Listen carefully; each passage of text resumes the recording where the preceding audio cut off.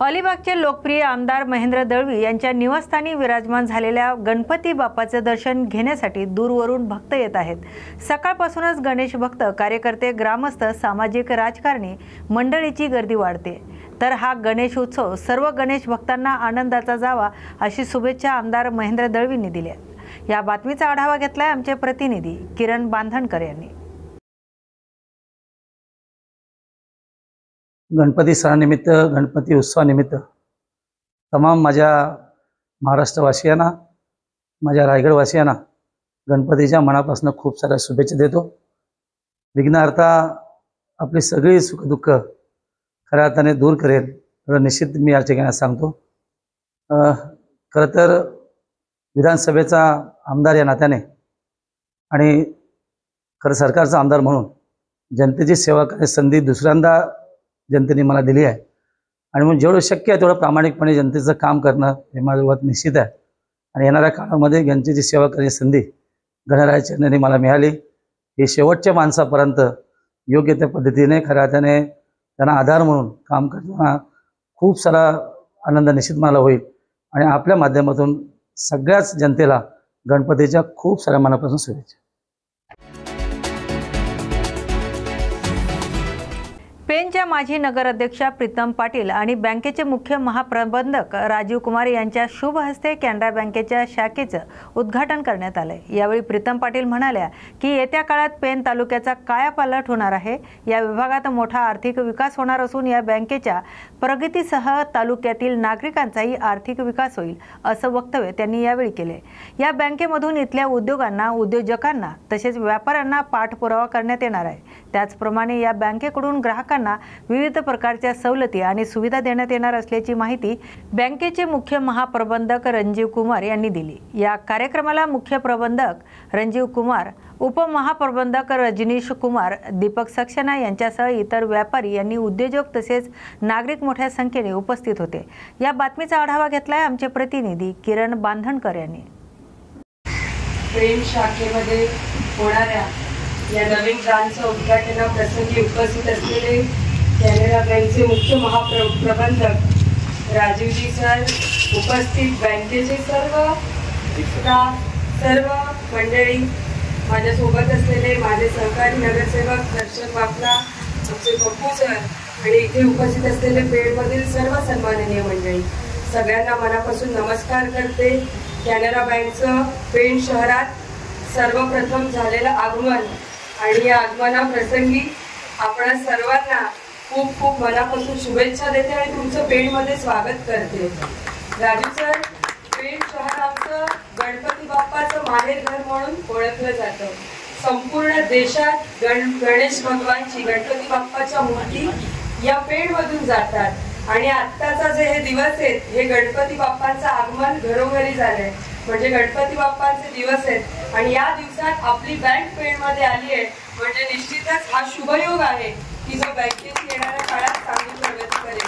आपण सर्व मंडळी पेणकरांवर विश्वास ठेवून पेणमध्ये आलात। मला खात्री आहे की तुमच्या येण्याने पेण शहरात असलेल्या उद्योगधंद्यांना एक चांगली चालना मिळेल, चांगलं प्रोत्साहन मिळेल आणि जी विश्वासार्हता, मला वाटतं देशात 9800 पेक्षा जास्त शाखा कॅनरा बँकेच्या आहेत, त्याच्यामुळे ग्राहकांवर जी विश्वासार्हता आपल्या बँकेने निर्माण केली आहे तोच विश्वास पेणकर सुद्धा आपल्या बँकेवर ठेवतील अशी मी खात्री व्यक्त करते।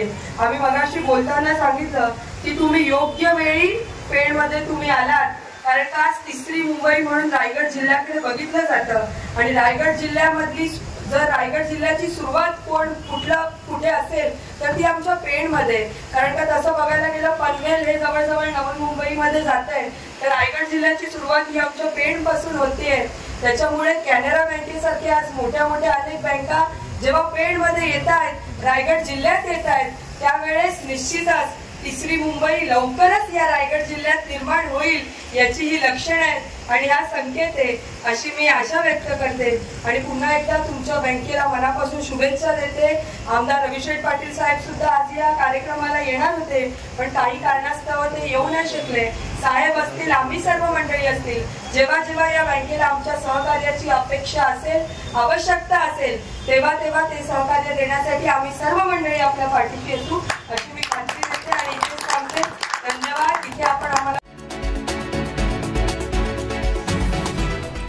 काल झालेल्या अतिवृष्टीमुळे आर्णी येथील अरुणावती नदीला पूर आल्यामुळे नदीच्या पाण्याच्या प्रवाहासोबत वाहून आलेला कचरा आणि घाण या नदीच्या पुलावर साचली असून यवतमाळ येथील ये-जा करणाऱ्या प्रवाशांना वाहतूक कोंडीचा सामना करावा लागतोय। तसेच विभागातील वृद्ध आणि आजारी प्रवाशांना या रस्त्याने जाताना तारेवरची कसरत करावी लागते। यामुळे या प्रकारची माहिती मिळताच प्रहार जनशक्ती पक्षाचे तालुका अध्यक्ष रवी जाधव यांनी त्या नदीकडे धाव घेत प्रशासनाच्या कर्मचाऱ्यांना हाताशी घेऊन स्वतः नदीवरचा पूल स्वच्छ करून घेतलाय। त्यामुळे विभागातील रहिवाशांनी रवी जाधव यांचे कौतुक केले असून त्यांचे आभार मानलेत। या बातमीचा आढावा घेतलाय आमचे प्रतिनिधी पूजा ढाले आणि आरिफ खान यांनी।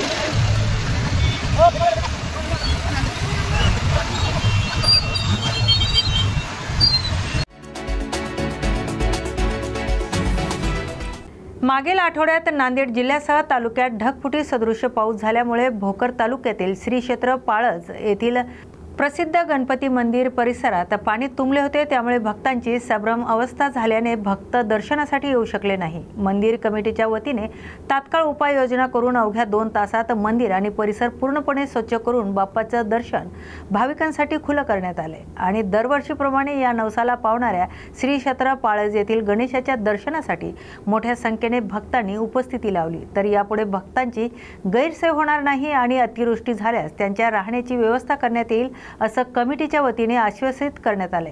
या बातमीचा आढावा घेतलाय आमचे प्रतिनिधी गंगाधर पडवळ यांनी। आपण आहोत नांदेड जिल्ह्यातील श्री क्षेत्र पाळज येथे की गेल्या अनेक वर्षापासून या ठिकाणी लाखो भाविक आपली मनोकामना पूर्ण होती म्हणून नवसाला पावणाऱ्या गणपतीच्या 11 दिवसामध्ये नवस करण्यासाठी दर्शन घेऊन आपली मनोकामना पूर्ण करण्यासाठी येतात। आपण येथील जे पुजारी आहेत त्या पुजाऱ्यांच्या तोंडून ऐकूया नेमकी या गणपतीरायाची आख्यायिका काय आहे आणि आजपर्यंत कशा पद्धतीनं तो लोकांना पावत आलेला आहे। लोक या ठिकाणी किती श्रद्धेने येतात। आपण थेट जाऊया येथील पुजाऱ्यांकडे। महाराज नमस्कार। नमस्कार सर। आपण या ठिकाणचे पुजारी आहात। या गणपती बाप्पाची थोडक्यात महती सांगा आणि या ठिकाणी लोक कुठून येतात त्यांचं म्हणणं काय आहे? सर लाकडाचा गणपती आहे 1948 रोजी स्थापना झालेली आहे। डाळज आणि बाळज या रोगरायातील या काळामध्ये 1948 मध्ये नंतर ही मूर्ती विसर्जन होताच एकाच्या व्यक्तीचा सपना जो गेला नंतर ती मूर्ती चालू ठेवल्यानंतर एक मूर्तीच ठेवली तर सर्व ग्राही पूर्ण बंद होऊन गेली। नंतर इथं आंध्रा महाराष्ट्र कर्नाटका लोक भाविक जास्त पद्धतीने येतात इथं आणि अन्नदान वेळी होण्यासाठी आपल्या इथं लोकांची भावना काय आहे? लोक काय श्रद्धा ठेवून येतात? श्रद्धा हे नवसाला पावणारा गणपती आहे पण बोलल्यानंतर काम होणार 100% होणार। तर या ठिकाणी या 11 दिवसामध्ये किती भाविक येऊन जातात? कमीत कमी रोजचे 50,000 एका दिवसाला। तर जसं जसं आपण 4-5 दिवस झाल्यानंतर लोक 1-1 लाख सुद्धा येतील लक्षात झाल्यानंतर आपल्या 4 दिवसानंतर असं आहे। तर दुसरी गोष्ट म्हणजे हे मंदिर जे आहे ते फक्त 11 दिवसासाठी सुरू असते। त्यानंतर हे जे मूर्ती आहे ती ठेवल्या जाते असं सांगितलं जातं। सर मूर्ती फक्त आपण 11 दिवस ठेवली जातो नंतर तिचे विसर्जन नाही करायचं। जे समोर ते तुम्हाला मूर्ती दिसते नाही तिचे विसर्जन केलं जातो। ही मूर्ती आपण मिरवणूक काढल्यानंतर तशाच आणून ठेवलं जातो नंतर या नदीपाशी आल्यानंतर।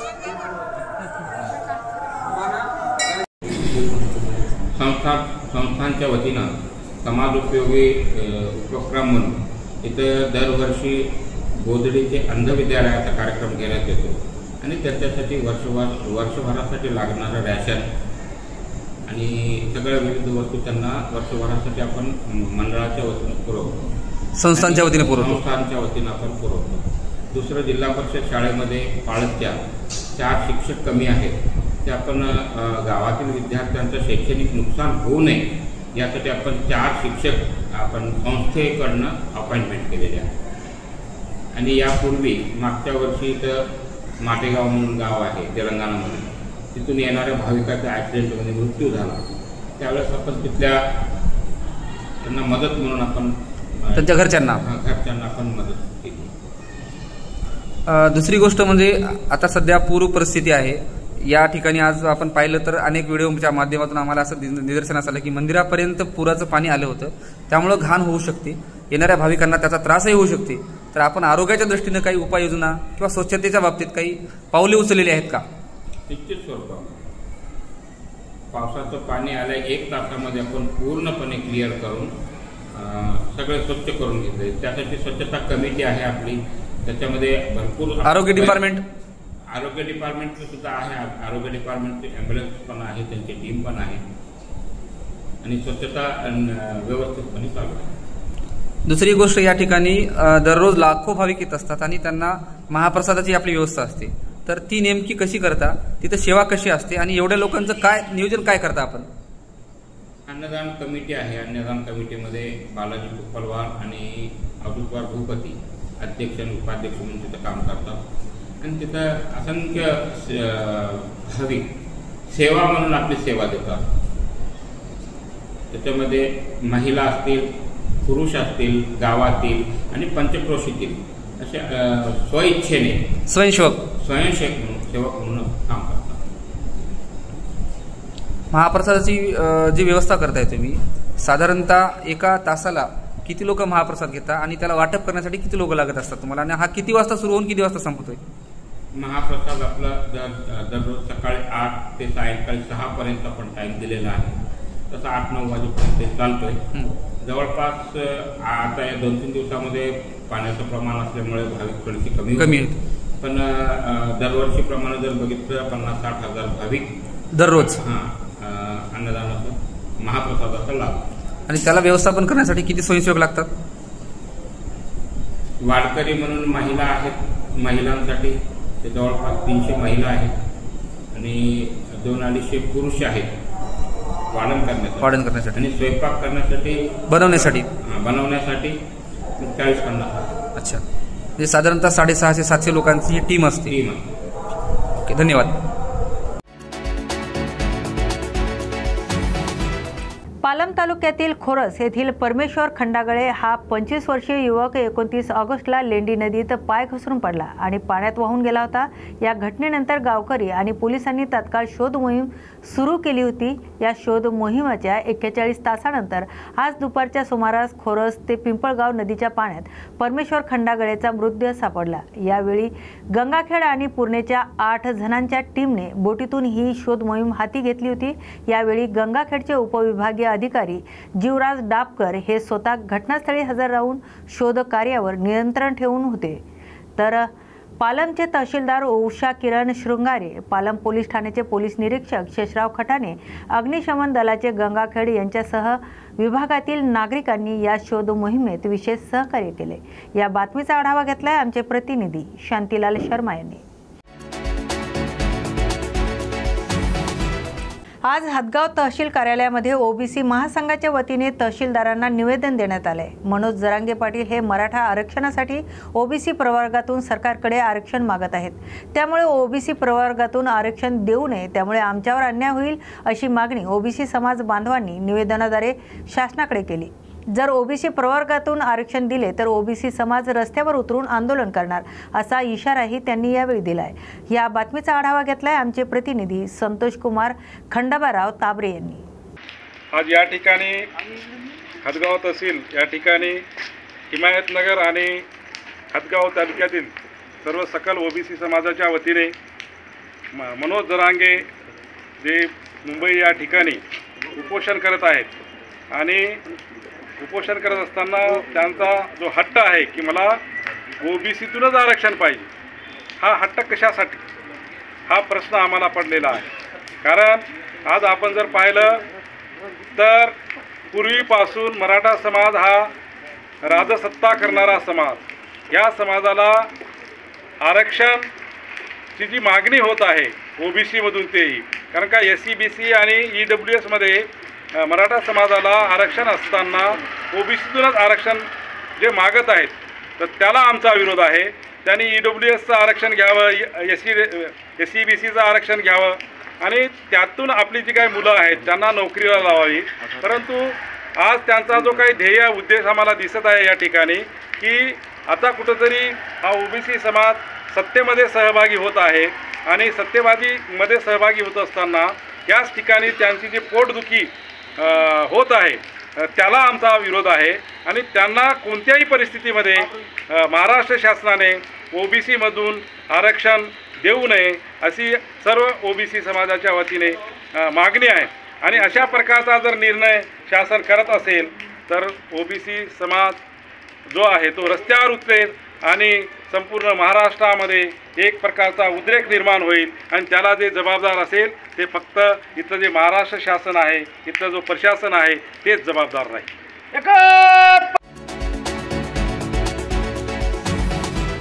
वाढोणा शहरातील बजरंग चौकाचा राजा प्रशांत गणेश मंडळाकडून मागील 65 वर्षापासून धार्मिक सलोखा जपत परंपरेने गणेशोत्सव मोठ्या जल्लोषात साजरा करण्यात येतोय.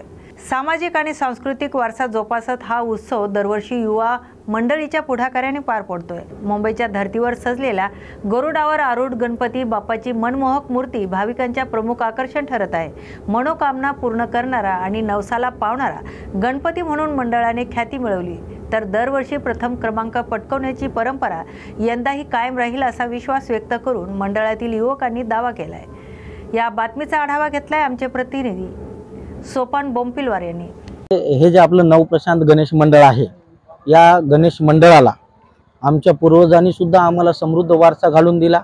या लोकांनी आम्हाला जे संस्कार आणि बाळकडू दिलेले आहेत त्याच मार्गाने आम्ही जाऊन सनातन संस्कृती आपली कशी जोपासेल आणि आपले हिंदू धर्मामध्ये जे सणाविषयीची जे वेगळ्या प्रकारची भावना निर्माण होत आहेत ते भावना कशी झटकता येईल, बरोबर आहे, ते कशी झटकून टाकता येईल आणि आपले जे सण समारंभ आहेत हे आपल्या देशाच्या आणि समाजामध्ये धार्मिक आणि धार्मिकच्या पलीकडे जाऊन सुद्धा सामाजिक उपयोगात कसे येतील, बरोबर आहे. आणि त्यासोबतच माननीय नरेंद्र मोदी साहेबांनी आपल्याला स्वदेशीचा नारा दिलेला आहे.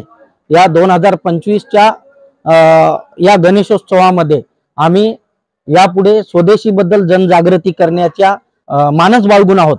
तसेच धार्मिक वेगवेगळे आम्ही कार्यक्रम हाती घेतलेले आहेत आणि आमचं जे गणेश मंडळ आहे हे पूर्वी म्हणजे 2 गणेश मंडळाचं मिळून एक गणेश मंडळ केलेलं आहे. एक पूर्वी नूतन बाल गणेश मंडळ एक होतं आणि प्रशांत बाल गणेश मंडळ होतं. तर आपण जे नाव पाहिलं असेल की बा या गणेश मंडळाचं नाव नव प्रशांत बाल गणेश मंडळ आहे, तर नूतनचं आम्ही नाव घेतलं आणि जे प्रशांत गणेश मंडळ होतं आमचं त्या प्रशांत गणेश मंडळाचं घेऊन नव प्रशांत गणेश मंडळ केलेलं आहे आम्ही. तर हे करण्याच्या मागची भावना एकच होती की आम्ही तेव्हा सुद्धा एक आहोत आणि आम्हाला एकच व्हायचं आहे आणि आजच्या परिस्थितीमध्ये सुद्धा आम्ही जे विखुरलेले आहोत त्यांना सुद्धा एकत्रित आणण्याचा आमचा मानस आहे. आणि हे जे 2025चा जे गणेशोत्सव आहे हे राष्ट्रीय धार्मिक आणि सनातन संस्कृतीमध्ये एक राहणं किती महत्वाचं आहे याचा संदेश आम्ही पुढील कार्यक्रमात आमच्या देणार आहोत.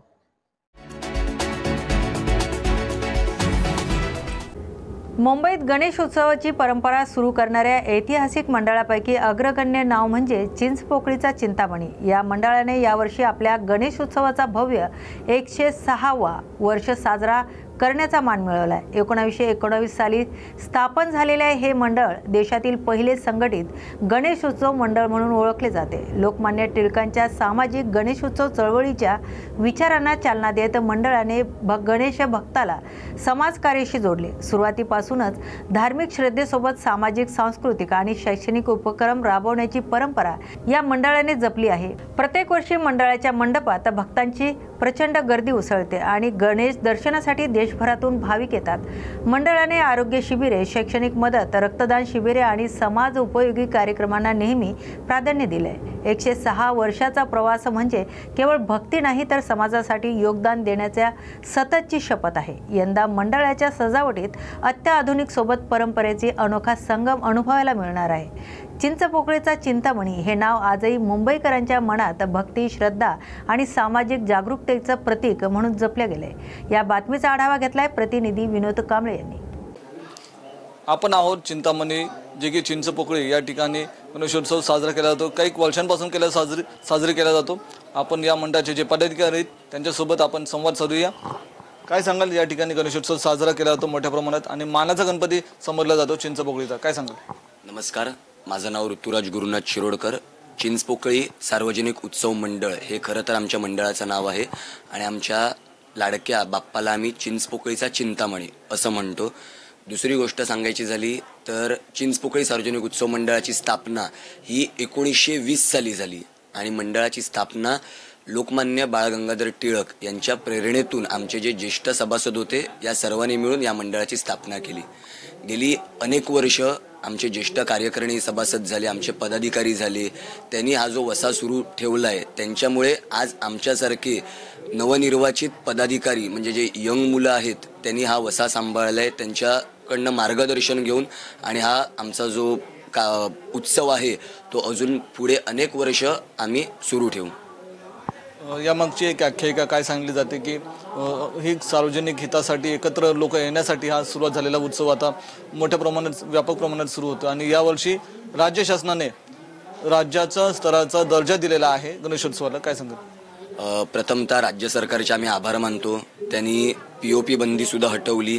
त्याच्या व्यतिरिक्त राज्य उत्सव म्हणून गणेश उत्सवाला दर्जा दिला, त्याबद्दल चिंचपोकळी सार्वजनिक उत्सव मंडळातर्फे आम्ही त्यांचे प्रथमतः आभार मानतो।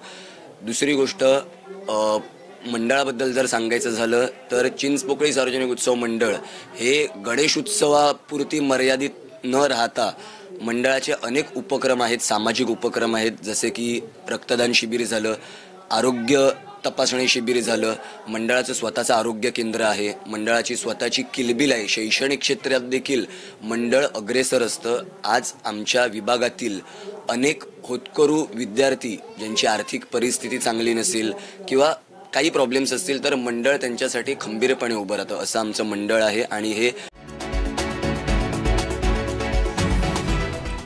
मुंबईत गणेश उत्सवाचा जल्लोष सुरू असताना लालबागचा राजा गणेश उत्सव मंडपात विशेष दृश्य पाहायला मिळाले। केंद्रीय गृहमंत्री अमित शाह यांनी सकाळी लालबागच्या राजाचं दर्शन घेतलंय। दर्शनावेळी त्यांच्यासोबत महाराष्ट्राचे मुख्यमंत्री देवेंद्र फडणवीस आणि उपमुख्यमंत्री एकनाथ शिंदे यांनी श्रीच्या चरणी साष्टांग दंडवत घालून देशाच्या आणि राज्याच्या विकासासाठी प्रार्थना केली। लालबागचा राजा मंडपातील उपस्थित गणेश भक्तांनी शाह यांच्या स्वागताला जोरदार प्रतिसाद दिला। पदाधिकाऱ्यांनी अमित शाह यांचं पुष्पगुच्छ देऊन औपचारिक स्वागत केले। यावेळी सुरक्षेची विशेष व्यवस्था करण्यात आली होती आणि परिसरात मोठी गर्दी उसळली होती। यावेळी शाह यांनी मंडळाच्या सामाजिक उपक्रमाची माहिती घेतली आणि मंडळ पदाधिकाऱ्यांशी संवाद साधला। गणेश उत्सवातील या विशेष दर्शनामुळे मुंबईतील भक्तांमध्ये उत्साहाचे वातावरण अधिकच वाढले। या बातमीचा आढावा घेतलाय प्रतिनिधी विनोद कांबळे यांनी। घटनेत दुरुस्ती करून मराठा समाजाला आरक्षण देता येऊ शकतं असं शरद पवार यांनी म्हटलंय। त्यावर शरद पवार यांना आता जे सुचलं ते त्यांनी केलं असतं तर महाराष्ट्र गुण्या गोविंदाने नांदला असता, जाती धर्मात तेढ राहिली नसती। शरद पवार आता सांगत आहेत याचं दुःख आहे असा टोला बच्चू कडू यांनी लगावलाय। सोबतच पंतप्रधान नरेंद्र मोदी आणि राज्य सरकारवर देखील त्यांनी टीका केली। आता उदयनराजे आणि शिवेंद्रराजे भोसले यांनी आता मराठा आंदोलनाचं किंवा जरांगेला पाठिंबा द्यावा, त्यांच्यासोबत पुढाला बसावं असं संजय राऊत म्हणतात। असं का? कधी म्हटलं त्यांनी? ते तर रोजच म्हणते ना काही ना काही, काय त्याचा विचार करायचा एवढा? हो, वोट चोरीचा मुद्दा गाजतोय, आपण काही अभ्यास केलाय का? काही वोट चोरी झाली का? चोरल्याशिवाय भाजप सत्तेत येतं का? हो, कसं आहे, श्रीकृष्ण माखन चोर होते, हे झाले मताचे चोर जगातले पहिले आम्ही। मतं जेव्हा चोरीला जात असेल तेव्हा राहिलं काय लोकांच्या हाती? माझं मतच नाही तर माझं अस्तित्व नाही ना। आणि देशाच्या लोकशाहीचा आत्मा हे मतदान आहे आणि तुम्ही घटनेला सरळ हात लावलेला आहे। तुम्ही घटना चिरफाड करण्याचा प्रयत्न केला आहे, फक्त ते फाळून दाखवली नाही, पण ते अक्षरशः फाडली आहे. राहुल गांधींनी जे काय तब्बल 133 लिटर फ्रेश दूध, नॅचरल ऑरेंज पल्प्स आणि त्यामधील संत्र्यांच्या सालीचा क्रश वापरून तयार केलेला 133 लिटर संत्र्याच्या आईस्क्रीमचा नैवेद्य श्रीमंत दगडूशेठ हलवाई गणपतीला दाखवण्यात आलाय. पुण्यातील सुप्रसिद्ध किगा आईस्क्रीमच्या वतीने हा नैवेद्य अर्पण करण्यात आला. हा नैवेद्य अर्पण करून तो प्रसाद भाविकांना देण्यात आलाय.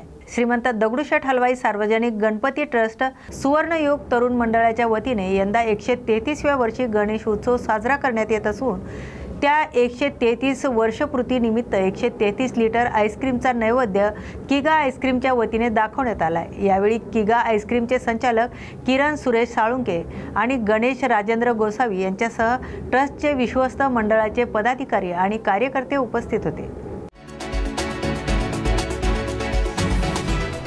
मुंबईच्या आझाद मैदानात आंदोलन करणाऱ्या मराठ्यांच्या मूलभूत सोयी सुविधा सरकार बंद करत असल्याने आता सरकारच्या विरोधात गाव पातळीवर मराठा बांधव रस्त्यावर उतरलेत. दरम्यान पुण्यामध्ये आज मराठा आंदोलनासाठी आणि आंदोलकांच्या भोजन व्यवस्थेसाठी पुण्यातील मुस्लिम बांधव एकत्र येत मुंबईला रवाना झालेत.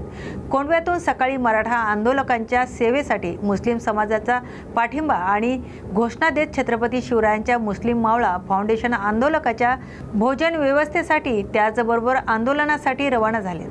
बघा, छत्रपती शिवाजी महाराजांचा मुस्लिम मावळा या नात्याने मनोज जरांगे पाटलांचे मराठा आरक्षणासाठी जे पाऊल उचललेलं आहे तो खूप चांगला आहे.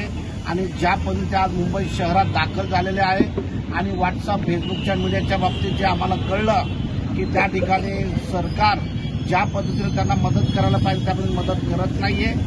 त्यासाठी एक खारीचा वाटा म्हणून एक छत्रपती शिवाजी महाराजांची जी शिकवण, एक आदर्श शिकवण ही समाजापर्यंत पोहोचवण्यासाठी आणि त्या निमित्तानं आज मोहम्मद पैगंबरांची जयंती मोठ्या उत्साहाने आनंदात आम्ही साजरा करत असताना त्यांचा संदेश लोकांपर्यंत की शेजार धर्म पाळायला पाहिजे, इन्सानियत का पैगाम, माणुसकीचा जो धर्म आहे तो लोकांपर्यंत पोहोचला पाहिजे.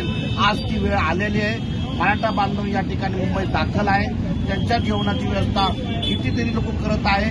पुणे शहरातनं कोंडवा आणि कौसरबाग या भागातून मोठ्या प्रमाणात मुस्लिम समाज राहत आहेत आणि या ठिकाणी मुस्लिम समाजाच्या वतीने आज या अन्नदानाचा कार्यक्रम या इथून निघून आम्ही मुंबईला पोहोचणार आहे आणि तिथं आमच्या मराठी बांधवांना एक शिजवलेलं चांगलं अन्न आम्ही त्या ठिकाणी पोहोचवणार आहे. एक नैतिक जबाबदारी आमची की आज आमचा मराठा बांधव मुंबईत दाखल आहे आणि त्यांच्या हक्कासाठी जे संविधानाने त्यांना दिलं पाहिजे होतं ते दिलं नाही आणि त्या न्याय मिळवण्यासाठी ते झटतायत. त्यांच्या न्यायासाठी आम्ही बी त्यांच्याबरोबर मुस्लिम समाज ठामपणे उभा आहे आणि आपण व्हॉट्सअप फेसबुकद्वारे पाहतोय की मोठ्या प्रमाणात मुस्लिम समाजाने या ठिकाणी मराठ्यांच्या आंदोलनासाठी जरांगे पाटलांना पाठिंबा दिलेला आहे आणि पुण्यातही जरांगे पाटलांना मराठा आरक्षणासाठी मी मोठ्या प्रमाणात पाठिंबा देतो. जय हिंद, जय महाराष्ट्र. आझाद मैदानावर मनोज जरांगे पाटील यांचे उपोषण सुरू आहे. उपोषणाचा आज 3रा दिवस असल्याने त्यांना पाठिंबा देण्यासाठी लाखो समाज बांधव मुंबईत दाखल झालेत. त्यांच्या राहण्या खाण्याचं होत असलेली गैरसोय टाळण्यासाठी आता बीड जिल्ह्यातील 50 गावकऱ्यांनी निर्णय घेत 5 लाख भाकरीचे नियोजन करत थेट ट्रकच्या साहाय्याने या 5 लाख भाकरी, ठेचा, चटणी, लोणचं घेऊन आता बीडकर मुंबईच्या दिशेने रवाना झालेत. कुठल्याही परिस्थितीत मुंबईतील आंदोलकांना जेवणाची गैरसोय होऊ नये म्हणून बीडमधील गावखेड्यातील मराठा समाज बांधवांनी हा निर्णय घेतलाय.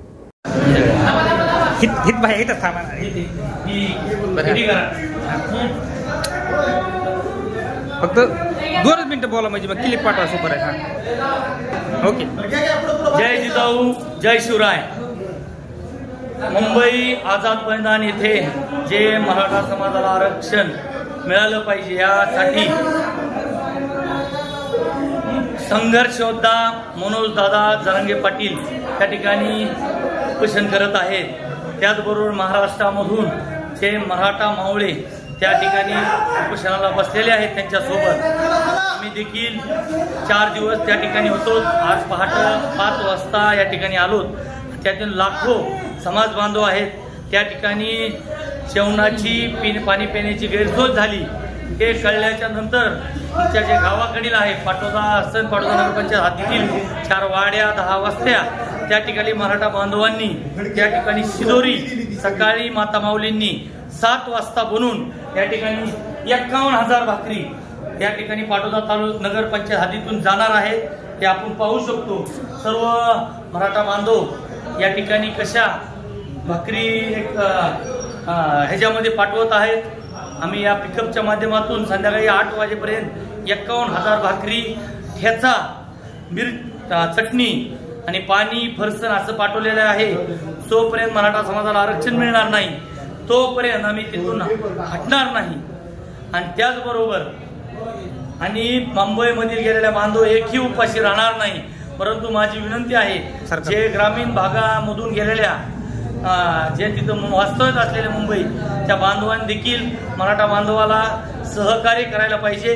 कोरोना काळामध्ये ह्याच बांधवांनी आपल्याला मदत केली होती, ते विसरलेले आहेत आणि आम्हाला इथून भाकरी पाठवण्याची वेळ देखील आली नव्हती पाहिजे. हे आमचं दुर्दैव असेल, परंतु आमचा बांधव उपाशी झोपणार नाही. इथल्या माता माऊली आमच्या खंबीरपणे कळल्याच्या नंतर पहाटे 6 वाजता उठून भाकरी 21 प्रत्येक कुटुंबातून पाठवल्यात. याचा देखील आम्हाला सार्थ अभिमान आहे. आम्ही देखील पुन्हा मंगळवारी इथले हजारो सैनिक मराठा सेवक जाणार आहोत जोपर्यंत आरक्षण भेटणार नाही. सरकारला देखील विनंती आहे की आपण याचा तातडीने याचा निर्णय घ्या, मराठा समाजाला न्याय द्या. सगळ्यात मोठा भाऊ म्हणून समाज आपल्या समोर आला, सर्व घटकांना सोबत घेऊन चालणारा हा समाज आज आमच्यावर ही वेळ आलेली आहे. त्याच्याबरोबर या ठिकाणी मुंबईमध्ये देखील खूप सर्व विविध घटकांनी देखील मदत केली, त्याबद्दल धन्यवाद. जय जिजाऊ, जय शिवराय. नवी मुंबईतील सिडको एक्झिबिशन या ठिकाणी आज 50,000हून अधिक मराठा बांधव वास्तव्यास आहेत. त्यासाठी आज 2 लाखाहून अधिक चपात्या आणि 50,000हून अधिक भाकऱ्या, चटणी, ठेचा हे नाथ्याची भूमी पैठण या ठिकाणाहून आल्यात. त्यामुळे मराठा बांधवांची आजच्या त्यांच्या खाण्याची चिंता मिटलेली असून मराठा बांधवांकडून समाधान व्यक्त केलं जात आहे. मुंबई आझाद मैदानात मराठा आरक्षणासाठी मराठा नेते मनोज जरांगे पाटील यांचे आमरण उपोषण सुरू आहे. उपोषण आंदोलनासाठी लाखो मराठा बांधव हे मुंबईत धडकलेत, तर दुसरीकडे ओबीसी समाजाने मनोज जरांगे यांच्या उपोषणावर तीव्र आक्षेप नोंदवला असून ओबीसीमधून आरक्षण देऊ नका, आम्ही आमचे आरक्षण हिसकावून देणार नाही अशी मागणी ओबीसी संघटनांनी केली. याबाबतची रणनीती ठरवण्यासाठी कल्याणच्या आजूबाजूच्या परिसरातील ओबीसी बांधवांची कल्याणमध्ये बैठक पार पडली. याबाबत बोलताना ओबीसी पदाधिकारी सरकार आणि प्रशासन जरांगेंना पाठीशी घातला आहे. मराठा समाज आणि सरकार जरांगेच्या खांद्यावर बंदूक ठेवून त्यांचा हेतू साध्य करतायत. एखाद्या व्यक्तीने असं उपोषण करून घटनेची पायमल्ली करून जर कोणाला आरक्षण देता येत असेल तर आमचा 52% समाज रस्त्यावर उतरल्याशिवाय राहणार नाही. डॉक्टर बाबासाहेब आंबेडकरांनी आम्हाला दिलेलं आरक्षण आम्ही कोणालाही हिसकावून देणार नाही.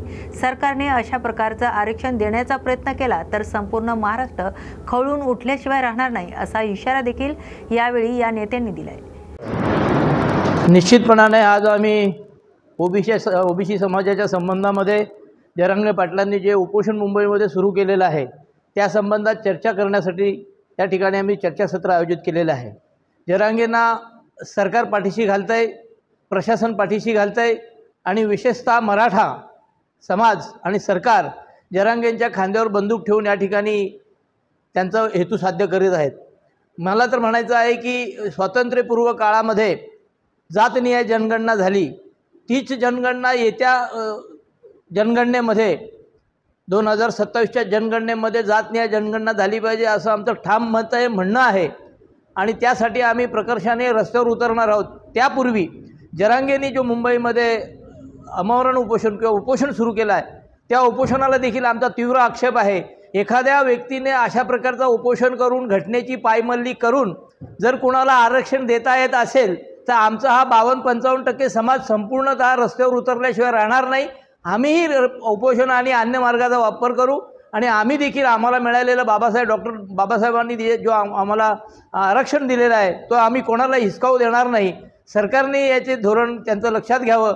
सरकार त्यांना जे पाठीशी घालतं आहे, त्यांना जे कार्पेट या ठिकाणी अंथरतं आहे ते अंथरायचं त्यांनी बंद करावं आणि या ठिकाणी जरांगेंचं कुठल्याच प्रकारचं ऐकू नये. घटनेला घटना जर मोडायचं काम सरकारच्या माध्यमातून करत असेल तर हे अतिशय चुकीचं आहे। संबंध ओबीसी समाज यासाठी रस्त्यावर उतरेल, जे प्रकार पाहिजे ते सगळे करायला ओबीसी समाज तयार आहे। त्यामुळे जरांगेने आणि सरकारने याची खुणगाठ बांधावी की अशा प्रकारचं आरक्षण जर आपण कदाचित द्यायचा प्रयत्न केला तर निश्चितपणाने संबंध महाराष्ट्र या ठिकाणी खवळून उठल्याशिवाय राहणार नाही। बॉम्बे रुग्णालयामध्ये कार्यरत असलेले डॉक्टर दिलीप निकम मराठा मोर्चामध्ये सेवा करत असताना अचानकपणे एक मोर्चाकरी बेशुद्ध असल्याचं कळल्यावर तातडीने त्यांनी धाव घेऊन रुग्णाचा ताबा घेतला। त्याचे पल्स लागत नसल्याचं लक्षात आल्यावर तत्परता दाखवून CPR चालू केला आणि रुग्णाला शुद्धीवर आणले। रुग्णाला तात्काळ ॲम्ब्युलन्समधून मोठ्या रुग्णालयात दाखल केले असून त्याच्यावर उपचार सुरू केले आहेत। अशाच नव्या आणि ताज्या बातम्या पाहण्यासाठी पाहत राहा न्यूज मराठी 24/7। नवा भारत, नवा विचार।